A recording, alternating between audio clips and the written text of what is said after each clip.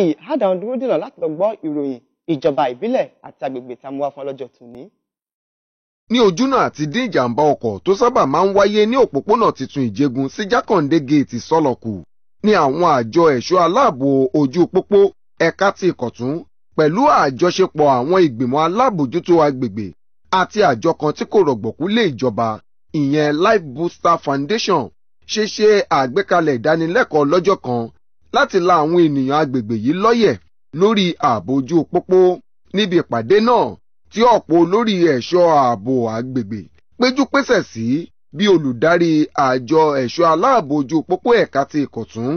arábìnrin Chiwendu Iwoha, olórí àjọ VIO ẹ̀ka ti Èjìgbò ẹnjìníà Sheriff Dúrójayé, olùdarí àjọ LASTMA ní Èjìgbò bákan náà ọ̀gbẹ́ni Lawal Olúkọ́lé àti àwọn mìíràn bẹ́ẹ̀ péjú pésẹ̀ sí. Níbẹ̀ ni arábìnrin Iwoha ti gbójú àgan sí àwọn awakọ̀ tó máa ń sá eré àsápajúdé ní ojú ọ̀nà lásìkò ìdánilẹ́kọ̀ọ́ rẹ̀. Bákan náà ni Olúkọ́lé àti Dúrójayé kò ṣàìgbà àwọn awakọ̀ nímọ̀ràn láti yàgò fún ọtí mímu àti pé òdiwọ̀n eré 50 kìlómítà òun ni wọ́n lẹ́tọ̀ọ́ láti sá lójú ọ̀nà titun yìí, pẹ̀lú àrọwà sí àwọn awakọ̀ láti ṣe sùúrù bí wọ́n bá ń wa ọkọ̀ àti wípé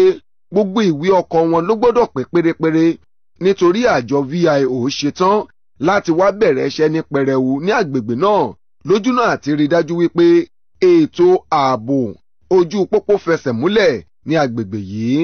Nígbà tí òun ń sọ̀rọ̀ tirẹ̀, Alhaji Jelili Olúborí, ẹni tí ó jẹ́ alága àwọn ìgbìmọ̀ tó ń ṣe àkóso àwọn agbègbè tó ń ti àdúgbò, bú ẹnu àtẹ́lu àìsí àwọn gáràjì ní gbogbo àwọn òpópónà yìí pẹ̀lú àwọn ẹ̀ṣọ́ aláàbò láti Ìjẹ̀gùn dé ibùdókọ̀ Jákàndé. Tó jẹ́ wá ló tó ṣe pàtàkì ni pé a rí pé léyìí tí àwọn èèyàn fi ń kú níbí báyìí ó ti fẹ́ pọ̀ jù. À nídìí pé kán ṣe àwọn nǹkan tí ó yẹ pé mọ́tò ò ní lè máa sáré púpọ̀ kán ṣe fún wa, kán mú LASTMA wá, kán máa wá ti ṣẹ́ níbí báyìí. Kán dẹ̀ dáwọn èèyàn lẹ́kọ̀ọ́ bó ṣe kán wa máa rìn, because gbogbo olúkàkù náà tí wọ́n fẹ́ wọ́n mọ sọdá kò sẹ́kọ̀ọ́ tó péye. Adẹ̀túnwò náà pé bá ṣe gbogbo wa ń sìn àti yóò road transport wọ̀ kán ṣe bá wọn sọ lórí pa mọ́tò wọn tó gbọ́dọ̀ dá pẹ̀kọ̀ sí brake failure ó ń ṣẹlẹ̀. Gbogbo àwọn nǹkan tí à ń bá wọn sọ nìyẹn pé kí ilé tùbà kó lè tiẹ̀ kó lè tòrò, ká má rí kú ọmọdé wọn, ká má rí kú àgbà, especially ní December tí ó ń bọ̀ kó má dìwà mẹ́rù lọ kí gbogbo wa rí ọdún tuntun January 2017 kó ṣe ojú gbogbo wa.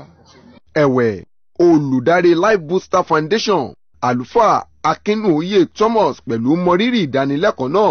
ó sì sọ pàtàkì ìpàdé yìí. Pàtàkì ibẹ̀ ni wípé a rí wípé látìgbà tí wọ́n ti parí ọ̀nà tí ìjọba bá wa ṣe kó tó di wípé wọ́n ṣe ọ̀nà yẹn, àìmọye ìdààmú wàhálà ni a rí bíi pé ká máa lọ sílé mẹkáníìkì lójoojúmọ́. Ṣùgbọ́n látìgbà tí ìjọba ti bá wa ṣe ọ̀nà yẹn tó di wípé ó ń já geere, a wá rí wípé ìjàmbá ọkọ̀ wá bẹ̀rẹ̀ sí ní pọ̀ lójú ọ̀nà yẹn. Ọmọdé ń kú, àgbà ń kú, ọkùnrin ń kú, obìnrin ń kú. Nítorí ìdí èyí ni a ṣe wò wípé àwa gẹ́gẹ́ bí organization wípé kí a pe àwọn ènìyàn kí a fún wọn ní ìdánilẹ́kọ̀ọ́, because a rí wípé ilé tí ó pọ̀jù nínú ìjàmbá náà ni ó jẹ́ wípé nǹkan táwọn olóyìnbó máa ń pè ní human errors ló jẹ́ pé ó pọ̀jù ń bẹ̀. Láàárín pé tí a bá àwọn èèyàn wa sọ̀rọ̀, tí àwọn ọ̀gá wa láti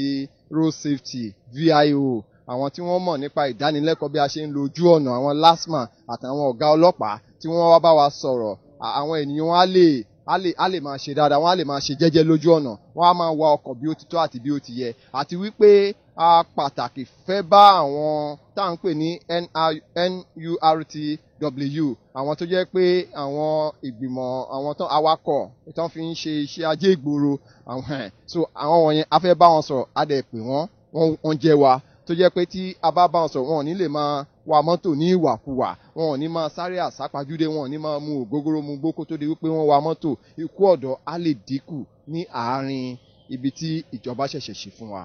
Lákòótán, arábìnrin Chiwendu Iwoha wá rọ àwọn ènìyàn agbègbè yìí láti fọwọ́sowọ́pọ̀ pẹ̀lú àwọn ẹ̀ṣọ́ aláàbò ojú pópó